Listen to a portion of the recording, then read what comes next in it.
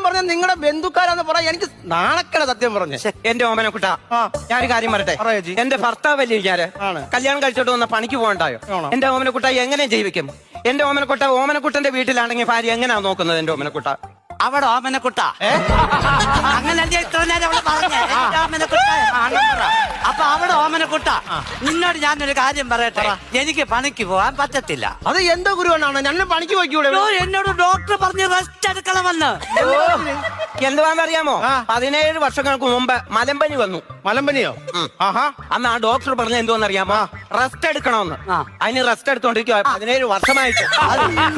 ഇത് വേറെ ഏതെങ്കിലും ഡോക്ടറെ പോയി കണ്ടിട്ട് ഇറങ്ങി പണിക്ക് പോകാൻ നോക്കണ്ട. എടാ, ഈ ഡോക്ടർ പറയണ്ടേ? അത് ഞാൻ റെസ്റ്റ് എടുക്കണ്ട മതിയെന്ന് പറയണ്ടേ? അതെന്തോന്ന് ചോദിക്കട്ടെ, ആ ഡോക്ടർ ഇല്ലയോ എന്റെ ഓമനക്കുട്ട മരിച്ചുപോയി.